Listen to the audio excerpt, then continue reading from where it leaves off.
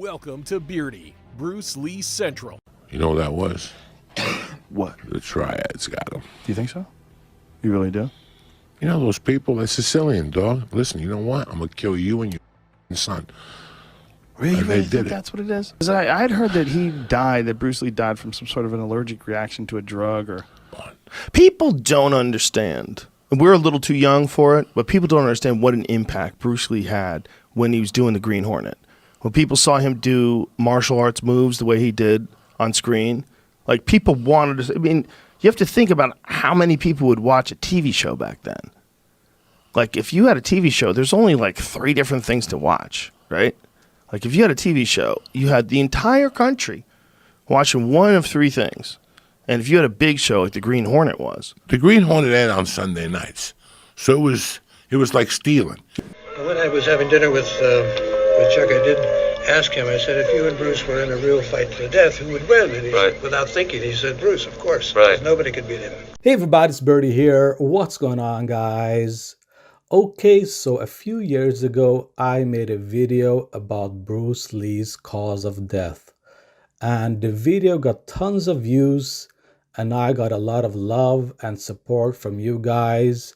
And so from the bottom of my heart, I want to thank you for supporting me and for supporting the channel. Now, the most surprising part of me releasing that video was that I got contacted by the medical community. I got contacted by physicians, a biologist, and a professor of neurology. Now, they listened to the video and they saw the same symptoms that I was talking about in my video in their patients.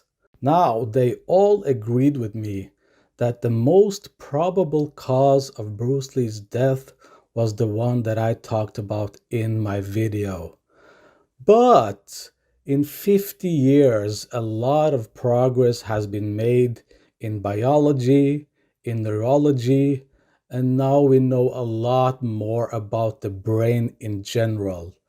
So me and the professor, we emailed back and forth for a long time, talking about Bruce Lee, talking about his symptoms, and it turns out that this neurologist had seen a lot of the same symptoms in his patients, and especially in his patients that were bodybuilders, extreme athletes, or strongmen.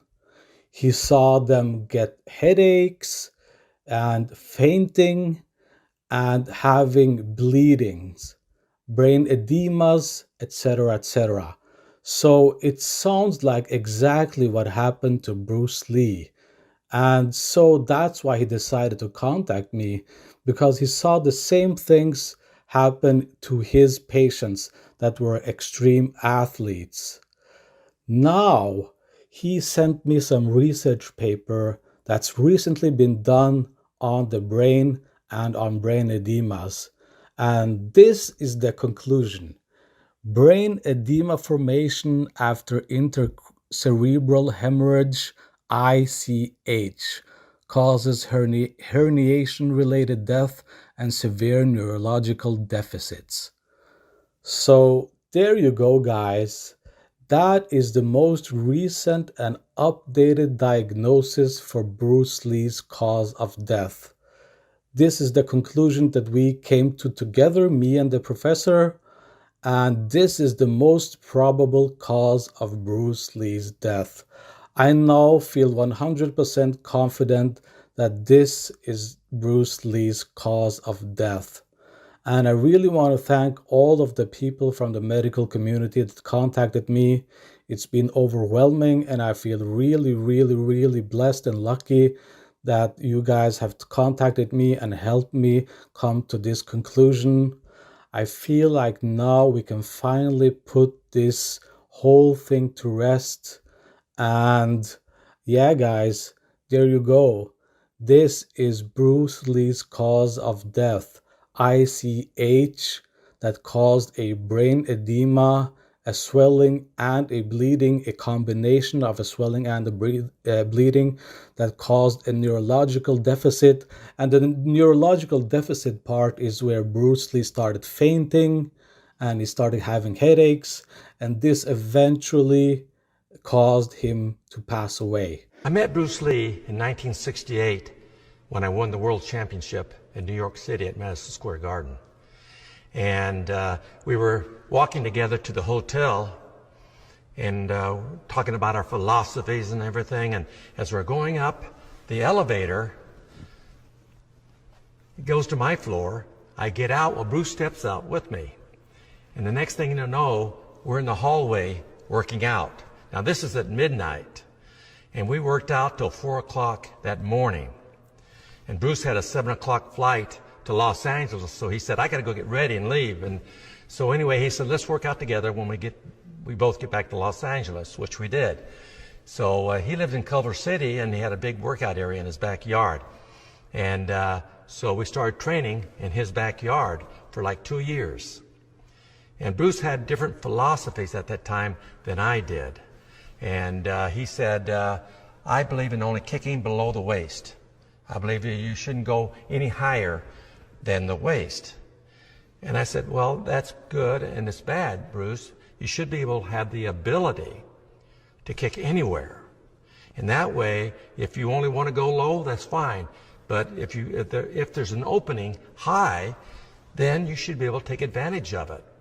And that's what we did. I started showing Bruce different high kicks, spinning heel kicks, and jumping, spinning round kicks and stuff like this here. And I said, look, Bruce, that's great. Kick somebody in the groin. But why not kick him up in the face too? Why not? Why not do the same thing?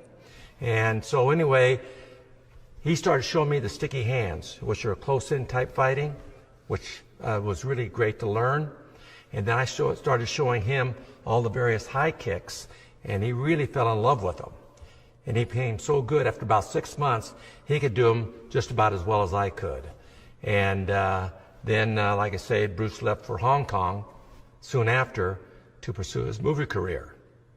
And I didn't hear from him for like 2 years. Then out of the blue, he calls me. He says, Chuck, I've done 2 movies, and they're really successful in Hong Kong. He said, I want to do a movie now with a fight scene that everyone will remember. And I want to do the fight scene in the Coliseum in Rome, and I want you to be my opponent. And kiddingly, I say, well, Bruce, who wins this fight? And he says, I win. I'm the star of this movie. And at that time, I held the world title. And I said, oh, I see. You want to beat the world champion, huh? He says, no. He said, I want to kill the world champion. So anyway, I thought, well, it'd break up the monotony from teaching all the time. So I went to Rome and did the movie with him. And he said, look, I'm not going to make you out to be a bad guy. He said, I will kill you, but when I lay you down, I'm going to put your uniform, karate uniform on you, and put your belt across. So that way it looks like 2 gladiators combating each other. Bruce came to New York when I fought for the world title at Madison Square Garden in 1968. And we decided to start working out together in Los Angeles, which we did for over 2 years. And then he left for Hong Kong to pursue his movie career. And I didn't hear from him for like 2 years. And then out of the blue, he calls me. He says, Chuck, I've done 2 movies in Hong Kong, and they're very successful. I want to do a movie now with a fight scene that everyone will remember. And I want to do it in the Coliseum in Rome, like 2 gladiators fighting. And I want you to be my opponent. So kiddingly, I asked Bruce, well, who wins, Bruce? He says, I win. I'm the star of this movie, so, which I knew he was going to say. And I said, yeah, I see. You want to beat the world champion, because I held the world title at the time. He says, no, I want to kill the world champion. So anyway, I decided to go to Rome and do the movie with Bruce, and of course he killed me, but he said, I don't want to make you out to be a bad guy. When I kill you, I'm going to put your uniform across your chest and put your belt there. So it's like 2 gladiators fighting each other. One of the great movies that people still remember is your movie with Bruce Lee, Return of the Dragon. It had that amazing fight scene. Yeah, right. Still a classic today. Still a classic. Just tell us what, just off the top of your head, comes to mind when we talk about that fight scene with you and Bruce Lee. Well, the whole thing is Bruce was a tremendous martial artist, and when we did the fight in the Coliseum in Rome, he just said, well, what do you want to do? I said, well, I'll do these techniques, you know. And he said, okay, I'll do those. So it's kind of it was kind of an ad-lib type of a fight. But I think what made the fight so spectacular wasn't so much just all the karate that we do most of the time in pictures, but it was the interrelationship. I was fighting for the world title, and that's when Bruce was doing the Green Hornet series, and he came back there as a celebrity guest. And after I won the title, the promoter introduced me to Bruce, and so we started talking about our philosophies and the martial arts and so forth. And anyway, we were both staying at the same hotel, the Americana in New York, and we started walking over to the hotel. As we got going up the elevator, I remember Bruce was staying on the 7th floor and I was on the 9th. As we got to his floor, we were really getting pretty involved into our conversation. So instead of me going up, I stepped out in the hallway with him, and this like 11:30 at night, and we started working out in the hallway. And next time I looked at my watch, it was 7 o'clock the next morning. And it was amazing because the guy he had so much knowledge and, as you know on the screen, ability, that it seemed like an hour had gone by as far as us working out and exchanging ideas. So he said, well, when we get back to Los Angeles, why don't we start working out together, which we did when I got back. We started training together, and then the series was canceled, and he went to Hong Kong to pursue a movie career. When he went to Hong Kong, his first movie, the biggest grossing movie in Asia, before Bruce went over there, was The Sound of Music. It had grossed $2.4 million, which again was the biggest movie ever grossed in the Orient.